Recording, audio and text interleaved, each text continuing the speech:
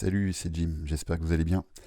Alors, ceci est une version offline du live qui a eu lieu le 31 octobre, donc avant-hier, sur lequel il y a eu malheureusement quelques petits soucis techniques, notamment de fluidité de l'image. Donc, je préfère le refaire. Je ne vais pas évidemment revenir sur les questions qui ont été posées pendant le live. Je laisserai la version live en ligne tout de même. Mais je pense que ça sera quand même plus fluide et certainement plus agréable à regarder. Alors, j'étais notamment revenu sur la notion de fractalité qui semblait quand même pas très claire pour certains. Et puis, je pense que c'est toujours bien de toute façon d'illustrer un petit peu euh, avec des charts voilà, pour essayer d'intégrer un peu plus solidement cette notion qui est quand même très importante. Alors, j'ai volontairement masqué de quoi il s'agissait. J'ai ici une charte qui visiblement n'a pas beaucoup d'historique. Et on voit bien qu'on a ici une tendance qui est baissière, hein, avec des plus hauts qui font des plus bas. Voilà. Et ici, à cet endroit-là, on voit bien qu'on a eu un switch et, euh, et un début de retournement sur un mouvement qui a l'air quand même assez impulsif, hein, parce que là, tous les précédents sommets sont pris les uns après les autres. On a ici une zone d'imbalance là qui a été euh, qui a été traversée comme dans du beurre pour l'instant. Donc là, moi, mon hypothèse privilégiée, ça va être que le prix va certainement aller chercher à rejoindre cette buy side liquidity qu'on va noter ici. Voilà, c'est a priori là où on en est, mon hypothèse privilégiée. Vous vous souvenez que lors du précédent live, je vous ai dit que le, le, le marché, le prix va plutôt essayer d'aller se déployer vers les zones qui demandent le moins d'efforts et qui se repose également sur l'énergie qui a été déployée avant. Et là, on voit bien qu'on a un mouvement qui est très impulsif.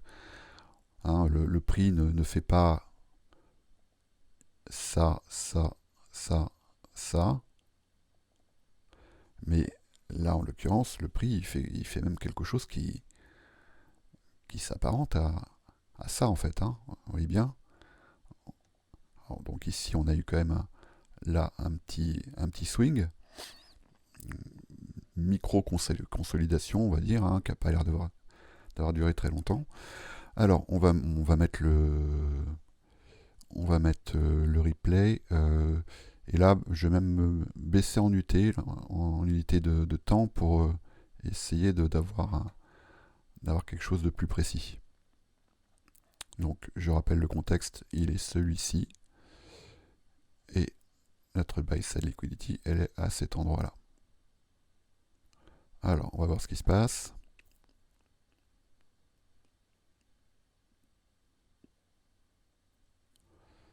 On a en ligne de mire cette zone.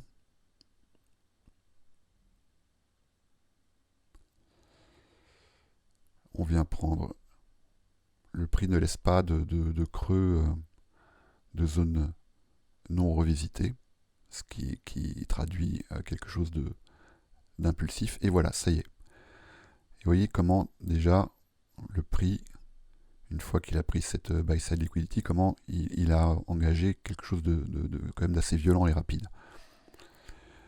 Donc, moi, mon hypothèse privilégiée, là où on est, c'est qu'on va certainement assister ici à un reflux qui va venir se reposer quelque part dans cette zone. On pourrait même avoir en ligne de mire, pourquoi pas, un retracement de Gann, donc des 50%. On peut éventuellement voir ce que ça va donner. Voilà, c'est-à-dire dans cette zone. Et moi, mon hypothèse privilégiée, c'est que le prix va se reposer là sur l'énergie qui vient d'être déployée pour aller opérer un rebond. Donc, je vais agrandir un petit peu. Je relance le replay.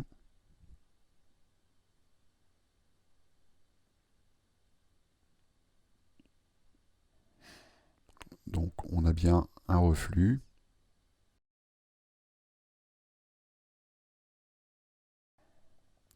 avancer un petit peu plus vite. Ok, ça y est, on y va. Bon, ça évidemment, on aurait pu le trader. Nous, on va essayer plutôt d'aller chercher la tendance. Donc la tendance, on la voit bien ici. Hein. Eh ben, c'est pas mal. Hein. On voit bien que les 0,5 de gain, ça a l'air quand même assez judicieux, on va dire. Alors, ok. Et là, on va essayer de rechercher cette fameuse fractale. Donc le fractal, je rappelle, on a ici un flux baissier avec des bougies qui font des plus bas et on voit bien que là on enchaîne les plus bas et que là on commence à voir des bougies qui ne font pas de plus bas. Donc là, ça c'est quelque chose, si on mettait ici un MACD ou un RSI, je pense qu'on verrait ici une divergence haussière. On le voit bien là. Hein, on est toujours pour l'instant sur un flux baissier, mais on voit bien qu'on a une baisse de momentum. Alors qu'est-ce qu'on a comme fractal ici? La dernière bougie qui n'a pas fait de plus bas, dernier swing, ça va être celui-ci. On va le marquer, voilà. Et là, on voit ici qu'on commence à avoir un début de displacement. Là, on a une bougie impulsive là, haussière qui commence déjà à prendre le plus haut des bougies précédentes.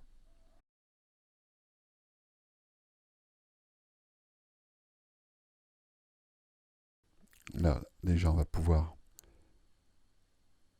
déplacer notre fractal. Là, ici, ça commence à être intéressant. Donc, la dernière bougie qui n'a pas fait de plus bas, c'est celle-ci. Donc, notre fractale, elle est à cet endroit-là. Et là, on voit bien ici qu'on a un displacement. On va du coup attendre la clôture de la bougie suivante pour acter un imbalance. Alors, donc on va attendre la clôture de cette bougie-là.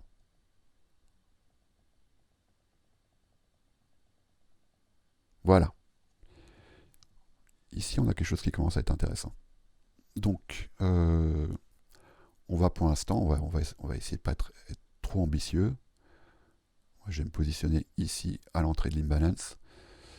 Je vais mettre mon stop sous la bougie qui précède, donc on est quasiment sous la structure, hein, sous la bougie qui précède l'imbalance, et on va, ben voilà, on est très bien. On pourrait éventuellement se placer ici à l'entrée de l'imbalance qui est ici. On ne sait pas après ce que le prix va faire, il pourrait très bien ici réagir à cet endroit-là, sur cette imbalance, et continuer dans le sens de la, pour l'instant, cette petite tendance qu'on voit. Mais il ne faut pas oublier le contexte dans lequel on est, hein, qui est quand même un contexte là, ici aussi. Donc on ne sait jamais ce que le prix va faire. On peut évidemment faire des hypothèses. Donc là, j'ai ici un imbalance là, qui me semble assez intéressant. Et je vais me positionner, j'ai positionné mon TP à l'entrée de cet imbalance, ce qui nous fait un 2 pour 1. Donc c'est parfait. Vu que c'est notre objectif, on est très bien. Ok, et ben on va voir ce que le prix va nous faire. Voilà pour l'instant la position qu'on a prise.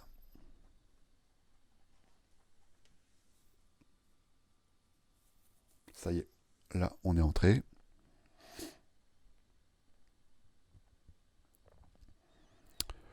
On voit ici qu'on a quelque chose qui pourrait ressembler à une consolidation. On vient de travailler cette zone.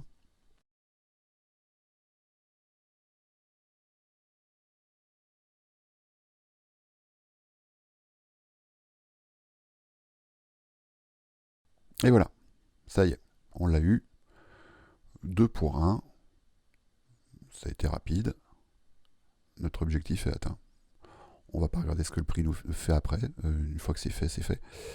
Voilà donc le premier exemple. Donc, displacement, fractal. On rentre sur l'imbalance. On vient retravailler cet imbalance. Donc là, petit coup de chaud quand même. Mais finalement, l'objectif, il est atteint. Et on voit bien que là, le prix vient combler cet imbalance et que là on a quelque chose qui pourrait ressembler pour l'instant à un rejet. On ne va pas s'intéresser à ce qui se passe après. Alors le deuxième exemple, le voilà, et là on a une charte qui a l'air d'avoir quand même plus d'historique. Pareil, je ne vous donne pas l'unité de temps dans laquelle on travaille, mais on voit bien que là on a a priori plus d'historique. Alors, on a ici donc une consolidation, et puis là on a un mouvement haussier qui quand même a priori a l'air quand même moins violent que le mouvement auquel on vient d'assister sur l'autre asset. Et là, on va essayer de voir si on peut, comment dire, trader un reflux. Hein, parce que là, ici, on voit bien qu'on a des zones là qui vont probablement être retravaillées. Donc là, on a une autre stratégie.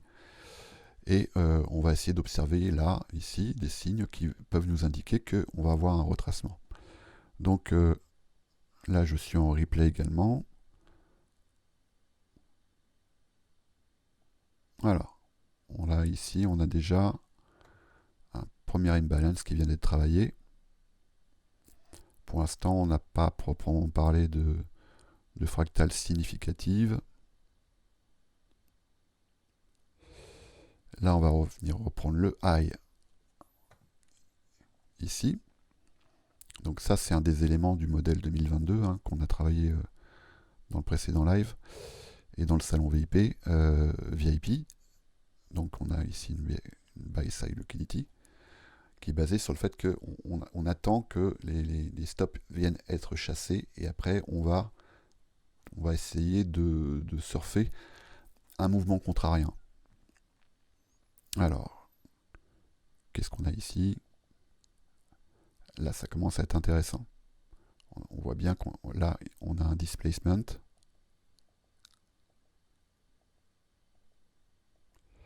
qui laisse ici un imbalance derrière lui. Alors, on a ici une première fractale qui est toute petite. On va plutôt essayer de s'occuper du dernier swing low qui est ici. Qu'on va noter. Donc là, on a bien ici un displacement. Ici, on a un swing low. Alors, ok, on va essayer. On va voir si on peut choper quelque chose ici. Donc on va se placer à l'entrée de cet imbalance. On va se mettre voilà, en haut de la structure. Hein. Et puis, on va avoir comme objectif un 2 pour 1. Je vais agrandir. Voilà. Voyons ce que ça va donner. On vient bien travailler l'imbalance ici. Oh bah ça va. Bon, ça a été rapide. Voilà, 2 pour 1, facile.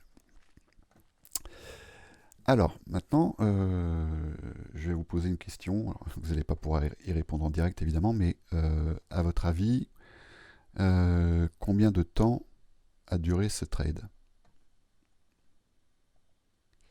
Est-ce que vous avez une idée? Voilà. Donc, à votre avis, combien de temps ça a duré, ça? Et je vais reprendre l'ancien, le précédent. Et à votre avis, ça, combien de temps ça a duré? Alors, je vais y répondre tout de suite. Hein. Ce trade, je vais prendre... Alors, je ne sais jamais où il est. Je ne sais jamais où il est. Date range. Alors, donc, je me mets au moment de la prise de position, donc c'est ici, jusqu'au TP. Voilà.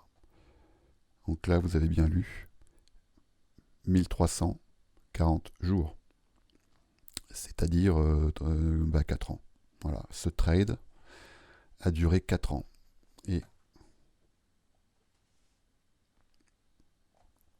je vais afficher la charte en entier. Voilà. On est sur le gold. 4 ans. Bon, je vous ai un petit peu manipulé quand même parce que je vous ai présenté ça comme quelque chose qui avait peu d'historique. Mais en fait, bon, c'est l'historique du gold, quoi, sur les marchés futurs. Ici, on est sur euro USD et j'ai tradé en 1 minute. Et ce trade, il a duré précisément, donc l'entrée en position, elle s'est faite à cet endroit-là, la sortie s'est faite à cet endroit-là, 9 minutes. Voilà, donc je pense que vous voyez où je veux en venir certainement. Et là aussi, je vous ai quand même un petit peu manipulé en vous présentant cette charte en disant on a plus d'historique et tout ça. Mais en fait, on n'a pas vraiment de moyen de savoir quand on n'a pas de repère temporel. On n'a pas vraiment moyen de savoir sur quelle échelle de temps on se trouve. Ça, c'était juste pour vous démontrer que l'action du prix, c'est l'action du prix, en fait. C'est-à-dire que ce qu'on peut appliquer, les modèles qu'on peut appliquer en scalp, il n'y a aucune raison qu'on ne puisse pas les appliquer sur du très long terme, 4 ans quand même. Et j'aurais très bien pu prendre la charte du Bitcoin, oui, Bitcoin pourquoi pas, mais du gold en échelle annuelle. Le voilà. Alors, je vais enlever le replay. Bon, alors ceci dit, on n'a quand même pas beaucoup d'historique. Mais je pourrais très bien trader ça en fait. L'action du prix, c'est l'action du prix. Ok? Et voilà, je remets euro USD en 1 minute, mais rien ne m'empêche d'appliquer ce même modèle de liquidité sur du daily, du weekly, du monthly, peu importe. D'accord?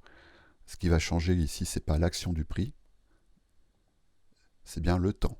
Alors après, on va voir, et c'est ce qu'on va étudier, certaines spécificités qu'on va pouvoir regarder. Je reprends la charte du gold, tiens. Voilà, et je vais afficher, je vais mettre en monthly. Voilà. Bon, je peux me mettre en weekly.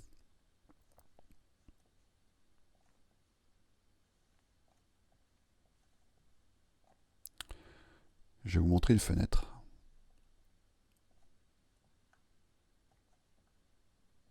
Voilà. Donc ça, on sait que c'est 4 ans. Voilà. 4 ans, c'est quoi Alors, 4 ans, à notre échelle, c'est, on va essayer de prendre des repères, c'est l'espace qui sépare 2 Jeux Olympiques, par exemple, 2 Coupes du Monde.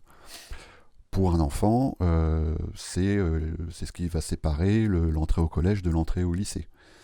Voilà, donc ça c'est l'échelle humaine. Vous voyez, c'est bon, c'est 4 ans, c'est pas une vie, mais ça passe vite. Par contre, si je me mets à l'échelle d'une musaraigne, 4 ans, c'est toute une vie. Si je me mets à l'échelle d'un moustique, 4 ans, c'est plusieurs générations.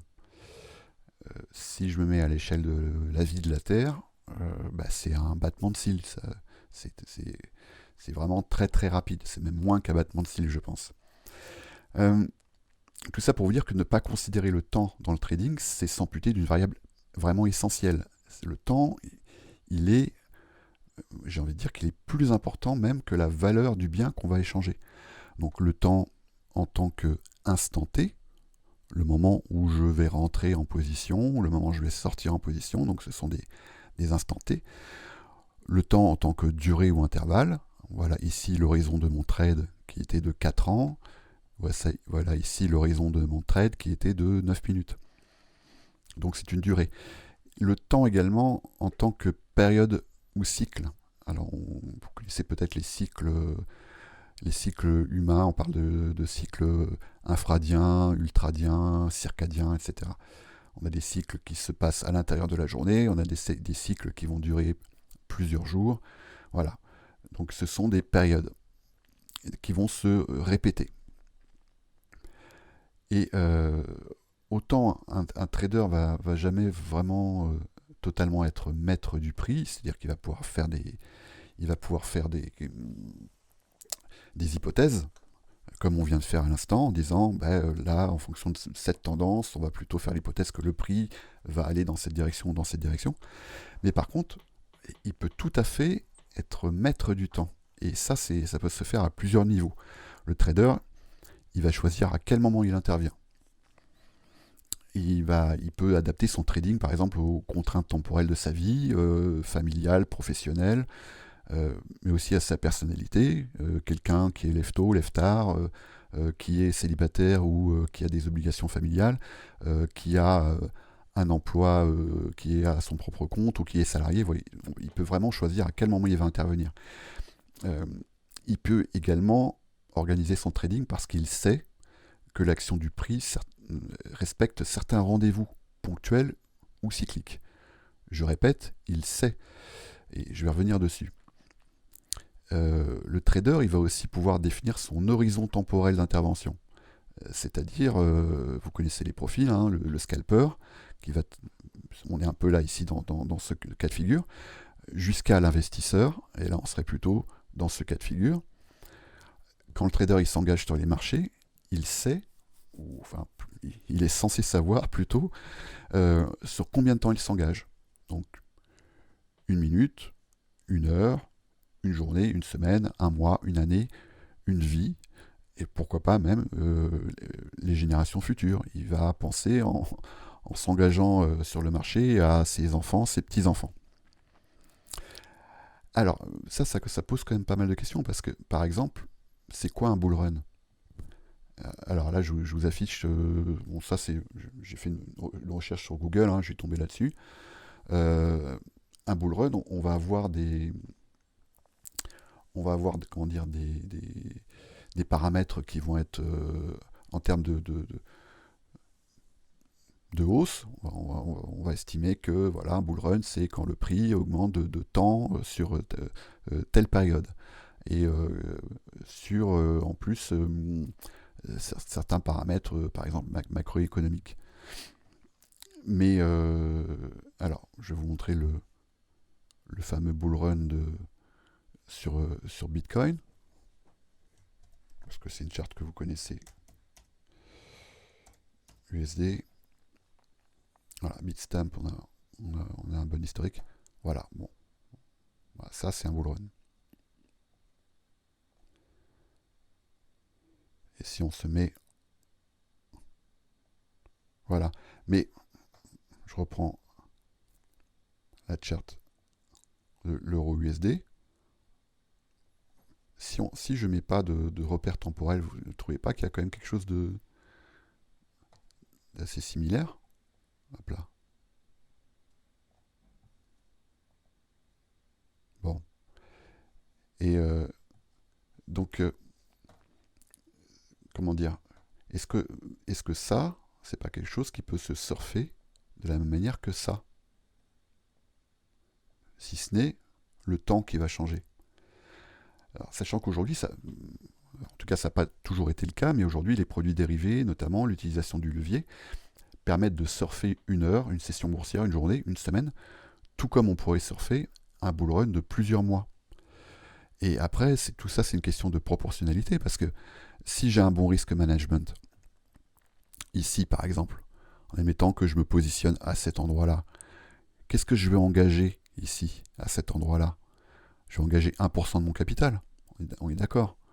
J'engage 1% de mon capital, et puis après, je vais m'appuyer sur la tendance, et puis je vais TP à des endroits que j'aurais définis à l'avance, où je vais sortir à un moment où j'aurai un signe que le prix va se retourner.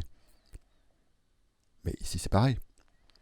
Ici je pourrais très bien engager 1% de mon capital et sortir avec les mêmes signaux en fait.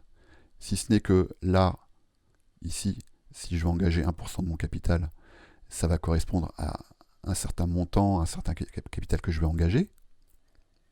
Et si je perds 1%.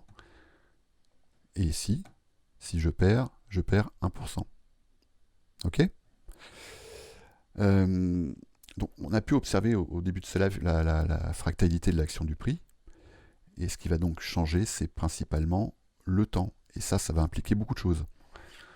Alors, sans forcément vouloir vous influencer, mais peut-être un petit peu quand même. En tout cas, j'aimerais vous amener à réfléchir à certaines notions auxquelles vous n'avez peut-être pas pensé jusqu'à présent. Je vais essayer de démonter quelques idées reçues sur les différents profils de traders.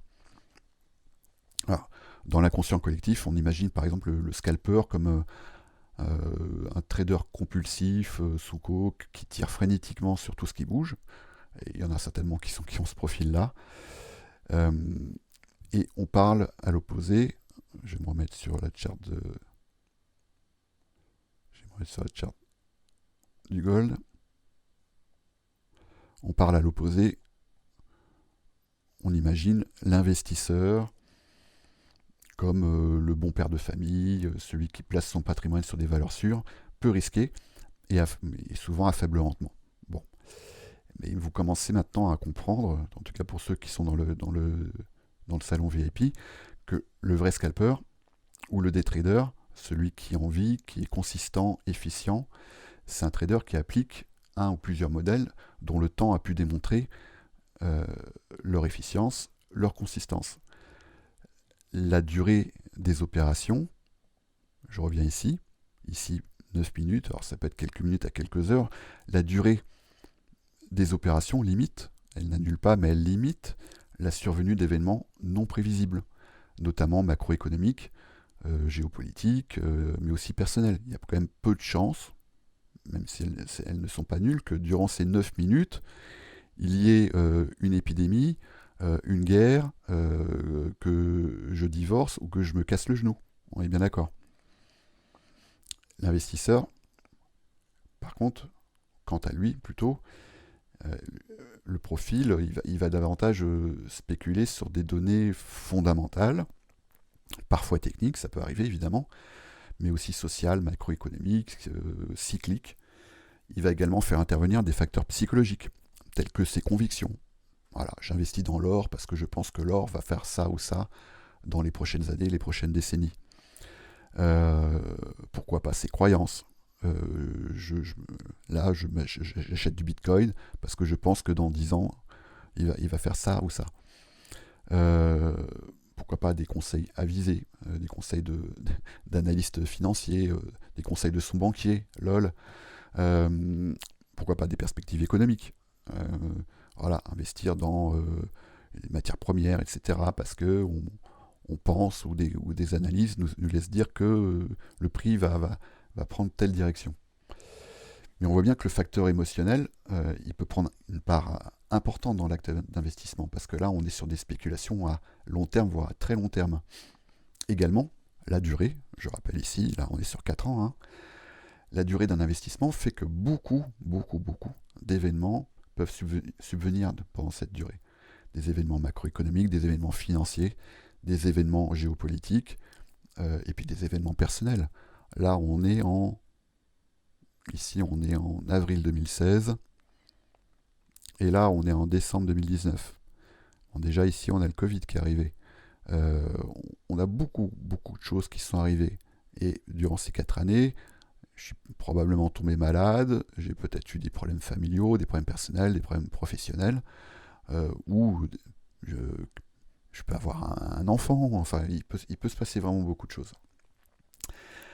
Alors là, je vais vous poser une question à laquelle vous allez essayer de répondre le plus honnêtement possible, même si c'est vrai que elle est un petit peu orientée, mais à bien réfléchir. Qui est réellement le plus dégène, le plus imprudent des deux? Celui qui maîtrise son risque et son temps, ou celui qui conditionne sa vie future, celle de sa famille, sur autant d'incertitudes? Bon, je ramasse les copies dans 2 heures. Blague à part. Pour revenir au fameux bull run, Euh, donc il y a une dimension factuelle, on l'a vu. Hein, comment dire, il y a des éléments factuels qui est que le prix doit opérer telle hausse sur telle période, et une hausse soutenue. Ok. Mais il y a quand même une dimension sociologique. Et il y a quand même un phénomène qui relève de la dynamique de groupe dans cette notion de bull run. C'est presque un peu comme un événement comme le Festival de Cannes, vous voyez. C'est quelque chose qu'on attend, on attend que ça soit là. Mais on attend aussi quelque part que le groupe décrète que le bull run est là. Euh, et donc, le top départ, il est plus ou moins donné par les médias, les réseaux sociaux, à partir du moment où il y a un consensus. C'est-à-dire que c'est un événement que tout le monde attend, à intervalles réguliers. C'est un rendez-vous qui est plus ou moins orchestré par la sphère financière, et sans tomber dans le complotisme, quoique par les banques centrales. Parce qu'on sait bien qu'il y a quand même certains facteurs, notamment les taux d'intérêt, euh, qui vont créer le contexte pour que cet événement-là se produise, ce fameux bull run. Alors, je vais revenir sur le chat de Bitcoin. On va prendre les futurs. Alors, dans cette école, dans le trône et dans d'autres écoles, c'est vrai qu'on travaille beaucoup sur un triptyque qui est celui de la localisation, du momentum et de la structure. Et tout ça, c'est porté par le fameux El Famoso W Weekly. Et le W Weekly qui va fonctionner dans cet état de marché particulier. Hein, vous voyez que ici, voilà, là, on va voir des W Weekly qui, effectivement, parce que on a une tendance qui est partie, ça va fonctionner. C'est-à-dire que là, effectivement, j'ai un W Weekly, et si je me positionne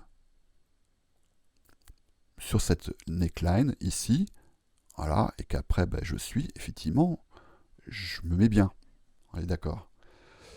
Mais, en voilà un autre, W Weekly, ici. Je pourrais vous en montrer plein. Hein. Et la neckline, elle est à cet endroit-là. Qu'est-ce qui se passe derrière?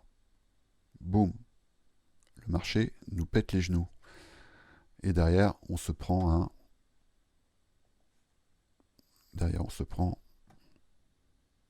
un sympathique moins 67%.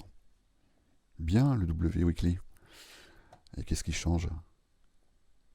Parce qu'on a bien les conditions. On a bien ici une localisation. Donc on a bien ici une localisation, 0,618. Bon, voilà, très bien, parfait. Tout ça pour vous dire qu'en fait, c'est pas vous. Je suis désolé, mais c'est pas vous qui décidez. Vous pouvez très bien appliquer ces trois critères, donc de localisation, de momentum, de structure, et vous faire défoncer. C'est pas vous qui décidez si ça va fonctionner ou non. C'est ni combien de temps ça va fonctionner. Cette compétence-là, ce triptyque localisation, momentum, structure, ça vous permet, et c'est déjà beaucoup, hein, franchement, c'est déjà bien, de pouvoir consommer le marché. Consommer le marché, c'est important. Au même titre que vous êtes capable d'aller vous servir à un buffet lorsque la nourriture est servie. Mais, pour rester sur cette analogie du buffet, c'est pas vous qui avez préparé les repas. Et c'est encore moins vous qui avez cultivé les fruits, les légumes ou chassé les animaux qui sont servis lors de ces repas. C'est le marché qui décide de vos performances, c'est pas vous. Et même si vous avez acquis certaines compétences qui vous permettent d'avoir un coup d'avance sur ceux qui sont moins expérimentés ou sur les débutants, c'est pas vous qui décidez. Et là-dessus, évidemment, vous allez en plus ajouter votre profil psychologique, votre résistance à l'influence, votre capacité à opérer un bon money management. Mais ça, je ne vais pas revenir dessus, on l'a déjà vu lors du précédent live. Tout ça pour vous dire que peu importe son profil, que ce soit un scalper, un day trader ou un investisseur, un trader, il doit être maître du temps. Il doit être maître de son temps, il doit être maître du temps des marchés. Et là-dessus, il y a probablement certaines données temporelles que vous connaissez déjà, et d'autres non. Et on va en étudier quelques-unes, mais évidemment, je ne vais pas pouvoir toutes les détailler, parce que déjà, je n'ai pas la prétention de toutes les connaître. Et puis parce que, évidemment, ça serait trop long. Euh, alors, la première, celle que vous avez forcément déjà entendue, Buy When It Snows et Sell in May and Go Away. Bon, bah, allez voir un petit peu sur les charts et puis regardez si c'est judicieux ou pas. Ça l'a été, je peux vous dire que ça l'a été quand même à de nombreuses reprises. Est-ce que ça le sera toujours? Bon, on ne sait pas. Mais en tout cas, ça c'est un adage qui est quand même uniquement, uniquement fixé sur le temps. On n'en parle même pas du prix. On dit achète quand il neige, achète l'hiver, revend en mai. Voilà, c'est tout. Peu importe le prix. Alors, un truc qui va peut-être vous interloquer. Quelque chose que moi j'ai utilisé à une certaine période. Les cycles de la Lune. Oui, les cycles de la Lune. Alors ici, ça c'est un indicateur qui s'appelle un Silicos for Seasons et qui indique donc les phases de la Lune. Ici, vous avez les phases de pleine Lune, ici, les lunes noires. Allez vérifier par vous-même, hein, mais regardez. Là, ici, on est sur le SP500. Et si j'achète jour de pleine Lune et si je revends au moment de la Lune noire, j'avais backtesté ça sur le Bitcoin de 2017 à 2021 et en gros j'avais 80% d'occurrences positives. Alors pour être honnête, parfois on peut avoir aussi alors ici, bon évidemment vous allez trouver des contre-exemples, mais on peut aussi, si on applique un bon money management, je vais essayer de trouver un exemple. Ici par exemple, là on est effectivement en gain, d'accord? On achète ici, on revend là. Mais si j'ai un bon money management, là ici, je serais sorti avant de prendre mes gains. J'aurais eu un drawdown qui serait trop important. Mais les phases de la Lune, allez voir. Allez voir notamment sur les indices, sur le Bitcoin, et puis sur d'autres assets. Je n'ai pas regardé sur le gold, mais je suis sûr que ça fonctionne également sur le gold. Qu'est-ce qu'on a comme données temporelles que vous pourriez aller étudier? Les clôtures. Ah, ça c'est important, c'est intéressant. Les clôtures annuelles, trimestrielles, mensuelles, hebdomadaires, quotidiennes. Allez observer, mais regardez ce que c'est qu'une bougie. C'est quoi une bougie? En fait, ça, c'est effectivement le prix, mais c'est aussi du temps. D'accord? C'est un laps de temps. Si je prends une bougie mensuelle, qu'est-ce qu'on observe la plupart du temps? On observe un mouvement et on observe une mèche en haut et en bas.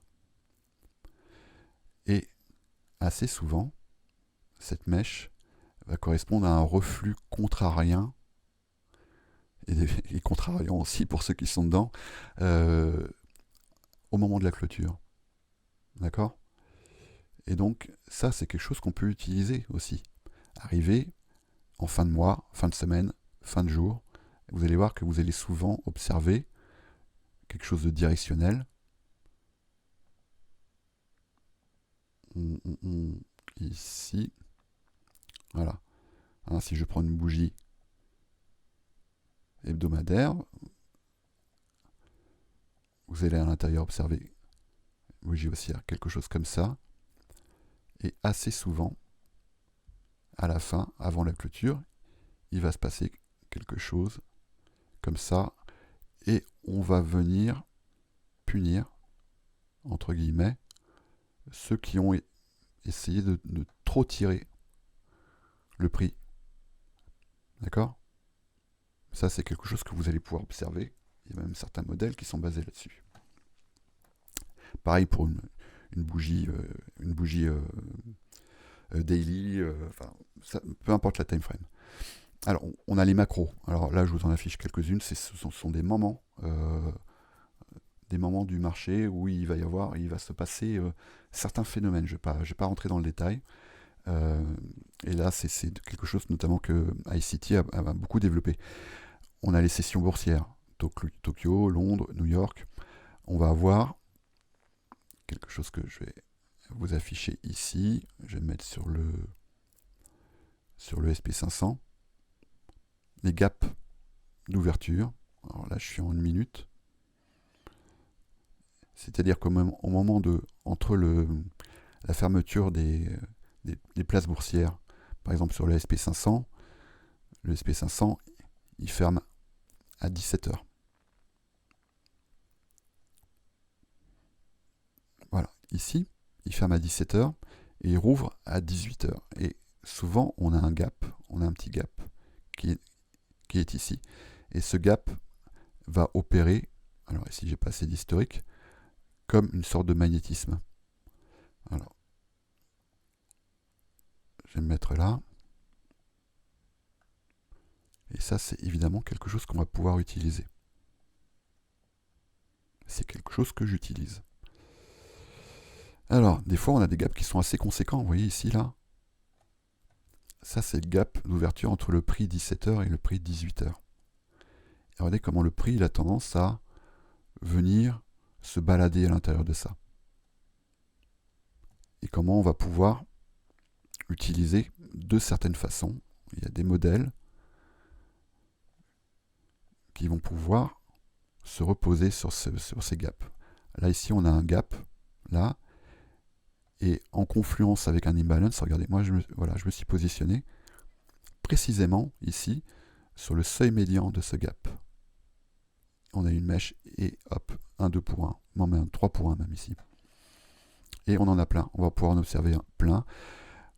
Voilà, il est là. Vous voyez ici, là, ce gap, comment le prix a tendance à venir graviter autour, parce que les algorithmes ont une mémoire.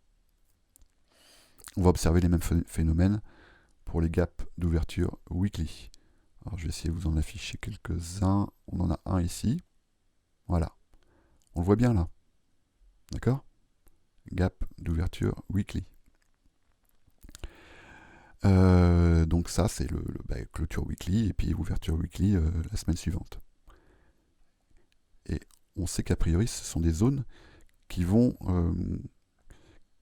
être magnétiques pour le prix. Là, par exemple, si j'agrandis un petit peu, voilà. Moi, ça, c'est une zone que j'ai notée là, parce que j'ai toutes les raisons de penser qu'à un moment donné, je ne sais pas quand, mais à un moment donné, ce gap-là, il va opérer un magnétisme pour le prix. Et on a les gaps RTH. Alors ça, c'est un phénomène qui est intéressant. Là, ici, on est en Electronic Trading Hours. D'accord? C'est-à-dire qu'on a un flux continu. Mais il ne faut pas oublier que les places boursières, elles ont des horaires d'ouverture. Notamment New York ferme à 17h et ouvre, là je vous parle de heure de New York, hein, et ouvre le lendemain à 9h30. D'accord? Et donc ce que fait le prix entre 17h et 9h30, ça va créer un gap que je vais pouvoir afficher ici. Vous mettez là, vous cliquez sur ETH et vous mettez sur RTH, Regular Trading Hours. Et là, alors je vais enlever tout ça. Là, vous allez pouvoir afficher ces fameux gaps. Vous voyez qu'on en a un ici. Ça, c'est une zone que le prix du SP500, ici en l'occurrence, est venu travailler pendant les horaires de fermeture de Wall Street. Et vous voyez bien comment, alors, je vais mettre en 5 minutes, comment le prix a tendance à venir retravailler ces zones-là. Ça, c'est une donnée temporelle, uniquement. Pour en afficher d'autres, voilà, on en a une ici, elle est bien visible. Et alors, le prix n'est pas venu retravailler tout de suite cette zone, mais voilà, là, je pense qu'on est probablement dedans ici. Voilà. D'ailleurs, c'est intéressant. Voilà. Ça fait un appel d'air. Ça opère un magnétisme sur le prix. Et donc, là, ça va être intéressant, par exemple, ici, là où on en est, d'observer que va faire le prix une fois qu'il aura revisité cette zone. Ça, c'est intéressant. Et là, en l'occurrence, ici, on voit que on a un reflux là qui s'opère au travail de cette zone. Bon, je ne vais pas m'attarder plus que ça. On a des fenêtres temporelles. Alors les silver bullets, j'en ai parlé déjà lors du précédent live. Hein, ce sont des fenêtres temporelles particulières dans lesquelles on va avoir un apport de liquidité et beaucoup de volatilité. Et donc, ce sont des fenêtres temporelles qui se tradent, évidemment. Et on a un autre phénomène aussi qui s'appelle les quarterly shifts. Alors là, ça c'est intéressant. Moi, c'est quelque chose que j'utilise beaucoup, notamment sur le gold. Alors, je vais mettre sur le contrat mensuel sur le gold. Alors, si vous prenez une année, vous la divisez en 4. On va faire ça. Bon, je ne vais pas aller là-dessus, je vais aller sur celle-ci. Voilà. Vous prenez une année. Donc, on va se mettre là. On peut même se mettre en daily. Alors ça c'est vraiment un phénomène qui est intéressant.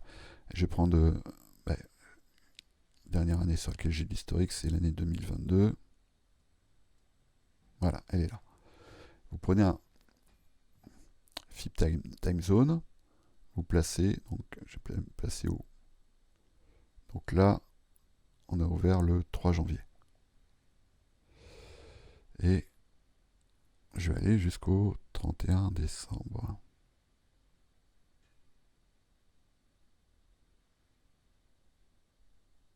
Voilà, 30 décembre. Eh bien, le prix a tendance à opérer des shifts, c'est-à-dire des changements de caractère à l'occasion de ces zones-là. Mais ce qui va marcher ici à l'échelle d'une année va également marcher à l'échelle d'un mois. Je vais refaire la même chose ici.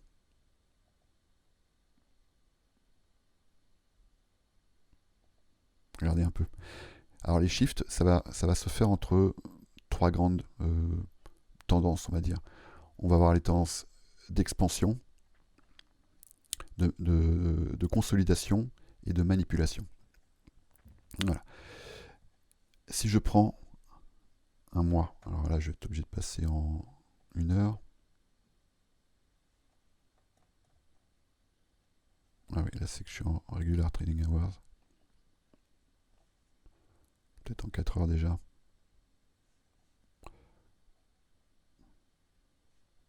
Bon, je vais mettre ici.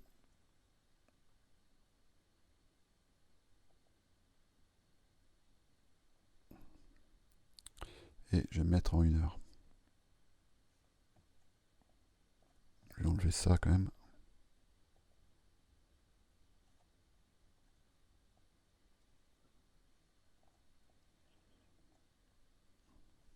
Ah, j'ai pu mes... Et me les enlever. Pas sympa. Ah d'accord, d'accord. Alors, il dit qu'on se plaçait ici.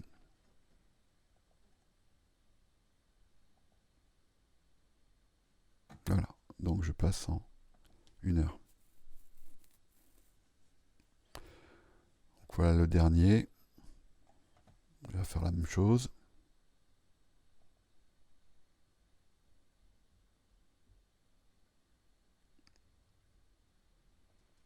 Etc, etc.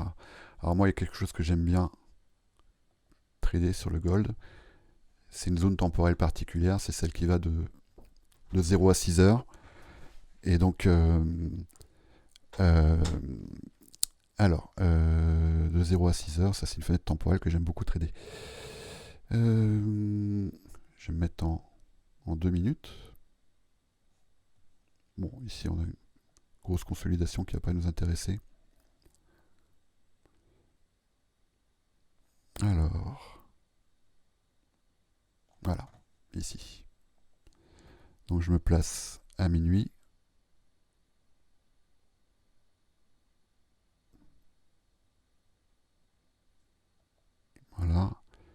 jusqu'à 6 heures. Voilà, on voit bien ici des shifts qui s'opèrent, consolidation, manipulation, expansion. Et vous voyez bien comment le prix, il respecte ces quarterly shifts. Donc là, on est sur des cycles de 90 minutes. Et donc sur cette zone temporelle là, de 0 à 6 heures, moi ça c'est quelque chose que j'aime beaucoup trader. Je ne m'attarde pas trop dessus parce que je ne veux pas non plus que la vidéo dure trop longtemps.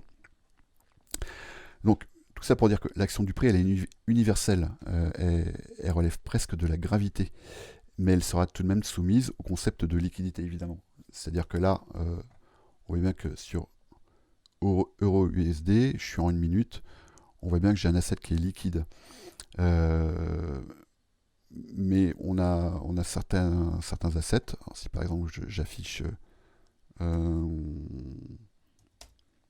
par exemple Pax Gold USDT, voilà. Là c'est quand même plus compliqué. Ouais, ça c'est évidemment, là on est sur la même unité de temps, hein, en 1 minute. Alors ça c'est intradable. Ça c'est intradable. On peut rien faire avec ça. En tout cas dans cette unité de temps là. Donc voilà, à liquidité équivalente, l'action du prix c'est l'action du prix. L'action du temps par contre, ça me fait mal aux yeux, je vais l'enlever. L'action du temps par contre, même si certains aspects sont universels, sera spécifique à certaines classes d'actifs. C'est pourquoi il est primordial dans un premier temps de se spécialiser, de sorte à identifier certains points de rendez-vous, en fonction des saisons, des heures, de sorte à dégager un ou plusieurs modèles sur lesquels vous pourrez vous reposer. Par exemple, et là je vous demande de surtout pas me croire, de surtout pas me faire confiance et d'aller vérifier par vous-même. Alors, je vais aller là. Je suis en 1 minute, ok. Sur les indices, assez souvent, alors, moi j'ai des statistiques qui tournent autour de 7 fois sur 10, 70% du temps, le low high de la semaine est donné sur les indices avant le mercredi. Assez souvent le lundi et mardi, mais il faut que j'enlève ça. En tout cas, avant le mercredi. Donc ça c'est quand même intéressant. 8 fois sur 10. Et pareil, c'est quelque chose que vous pouvez aller vérifier. Le low high de la fenêtre 9h30, 10h30, hors jour d'annonce économique évidemment, parce que les annonces économiques ça vient complètement flinguer l'action du prix. Je ne vais pas vous expliquer pourquoi, mais il y a des raisons qui sont très objectives. Donc, le low high de la fenêtre temporelle 9h30, 10h30, c'est-à-dire l'heure qui va suivre l'ouverture des marchés. Et je vais mettre en 5 minutes. Alors, est-ce que je vais pouvoir trouver un exemple ici? 9h30. Alors là, il faudrait que j'aille vérifier sur Forex Factory les jours où il n'y a pas d'annonce économique. Donc là, ça va être compliqué. Je crois qu'il n'y en a pas eu ce lundi. Ouais. Ce lundi, il n'y a pas eu, je crois. Alors, la voilà. Elle est ici. Si vous mettez en 5 minutes, vous définissez comme ça un range qui va de 9h30 à 10h30. Alors 10h30 c'est ici. Et à partir du moment où vous avez une clôture 5 minutes au-dessus de ce range, vous avez à peu près 8 chances sur 10 pour que le range opposé soit le low jusqu'à l'ouverture du jour suivant. D'accord? C'est-à-dire que vous avez 8 chances sur 10 pour que cette zone ici ne soit pas franchie. Ça c'est quand même intéressant parce que ça peut quand même donner des informations sur la directionnalité du marché. Ça peut constituer un faisceau d'indice qui peut nous aider à nous situer et à fixer un biais. Hein, de dire que maintenant que j'ai eu une clôture en 5 minutes ici, au-dessus du range créé par la fenêtre temporelle 9h30, 10h30, j'ai 8 chances sur 10 pour que ici j'ai mon lot jusqu'au jour suivant. C'est quand même une information qui est intéressante. Alors, une autre donnée temporelle qui est aussi intéressante, c'est que on dit souvent que le lundi punit les impatients. C'est-à-dire les gens qui sont pressés de pouvoir commencer leur semaine de trading et pourquoi pas d'avoir un coup d'avance sur les autres, souvent se font punir. Ils se font punir comment? Parce que le lundi va souvent venir prendre les sommets intermédiaires. C'est-à-dire qu'on va voir un prix qui, assez souvent, va avoir tendance à prendre cette allure. Ça, et ça, hop, et on revient là, et on fait ça, etc. D'accord? Ça ne veut pas dire qu'il n'y a pas de directionnalité, mais ça veut dire que on laisse pas grand-chose derrière nous. Ça, c'est une caractéristique du lundi, et on a une caractéristique aussi du vendredi, qui est assez intéressante, c'est que le vendredi va plutôt punir le grid, c'est-à-dire, admettons qu'on a eu une semaine très directionnelle, une semaine haussière par exemple, et il y en aura toujours qui vont essayer de tirer le marché pour essayer d'avoir le plus de profit possible. Et ce qui fait que, assez souvent, le vendredi, en fin de journée, souvent après 14h30, on va observer un flux contraire à la directionnalité hebdomadaire, quel que soit le sens. Si c'est une semaine baissière, on va observer un reflux haussier. Si c'est une semaine haussière, on va observer un reflux baissier. Évidemment, allez vérifier tout ça. Certaines paires, notamment les paires Forex, elles ont des fenêtres de volatilité spécifiques et qui sont souvent liées à pas qu'au temps, mais aussi à la position géographique.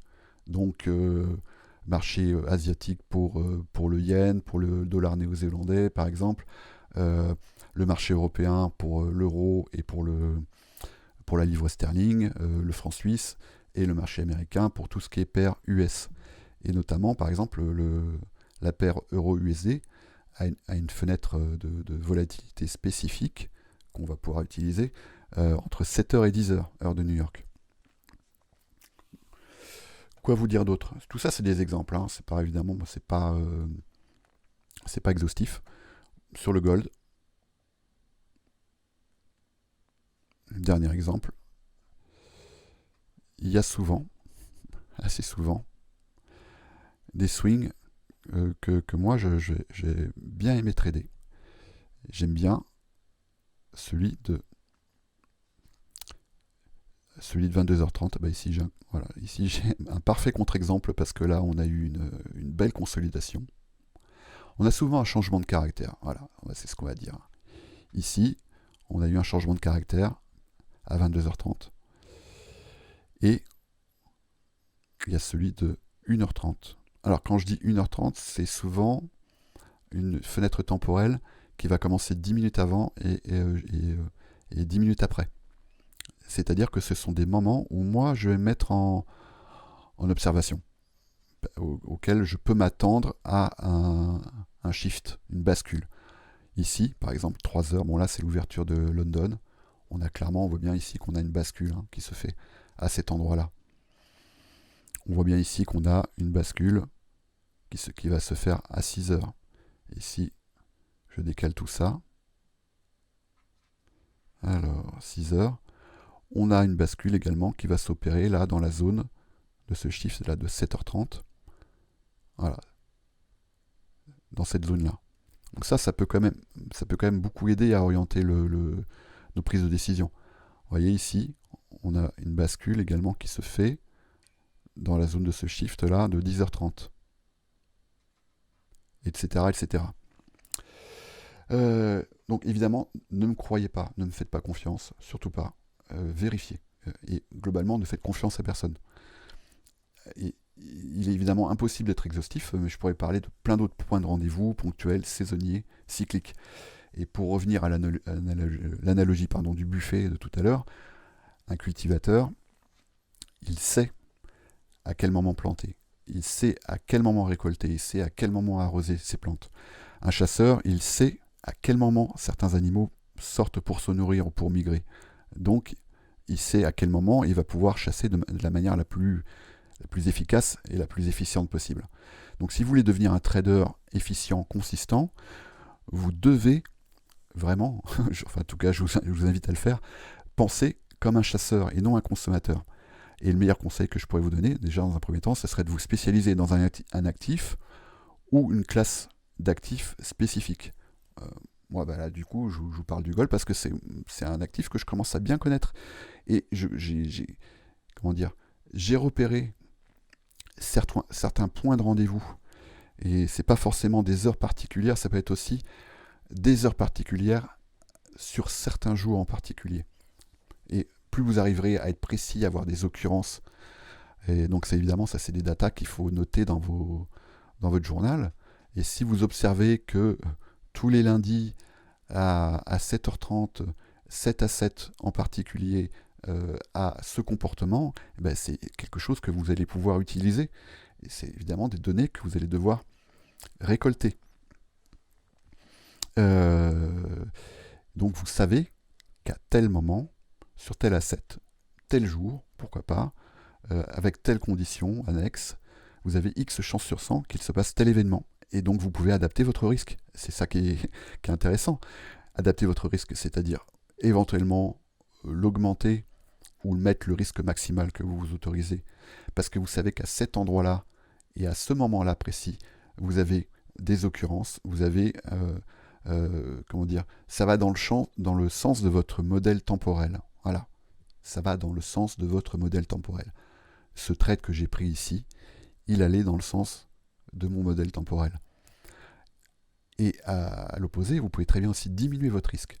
Parce que vous avez les conditions techniques d'un setup, vous avez un changement de caractère, un break de structure, une prise de liquidité, etc., un displacement, un imbalance, tout ça. Mais par contre, vous savez que par rapport à ce que vous connaissez de cet asset et son comportement à ce moment-là particulier de la journée, statistiquement, il n'y a pas beaucoup d'occurrences. Donc vous pouvez très bien décider de diminuer votre risque à cet endroit-là. Donc, et surtout, c'est ce qui est vraiment important, c'est que vous pouvez être plus sélectif dans vos trades et privilégier les moments où vous savez que le prix a statistiquement plus de chances de vous donner raison. Donc voilà comment vous pouvez orienter vos backtests. Vous notez les conditions, les paramètres techniques, mais vous notez également les jours, les heures, et ensuite vous analysez les résultats pour peut-être, je dis un peut-être, en dégager des modèles à très haute probabilité. Et il y en a certains dont je pourrais vous parler, je ne vais pas le faire ici, qui sont à très haute probabilité, vraiment. Bref, soyez maître du temps. Soyez également maître de votre temps. Alors, maître de votre temps, à titre personnel par exemple, moi je pratique le sommeil polyphasique. C'est-à-dire que je dors très peu, et je dors à certains moments que j'ai organisé aussi, et ça me permet, cette organisation, de gagner un temps d'éveil tous les 4 ans, sans éprouver aucune fatigue. Et sans forcément aller jusque-là, le temps, ça s'organise, ça se planifie. Il y a par exemple une vidéo là, que je vous affiche de ICT qui s'appelle 1440. Et vous allez comprendre, si vous regardez la vidéo, pourquoi il a appelé ça 1440. Elle est en 2 parties. Et c'est tout pour moi. Je crois que c'était suffisamment long comme ça. J'espère que ça vous a intéressé. N'hésitez pas à me faire des retours. Et surtout, mais utilisez le temps pour développer vos propres modèles. Et vous allez voir que ça va vraiment faire une différence, mais magistrale dans votre trading. Vraiment, vraiment.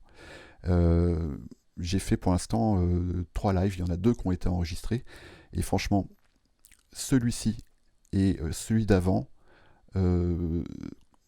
contient des informations qui peuvent complètement suffire à construire un trading efficient et consistant.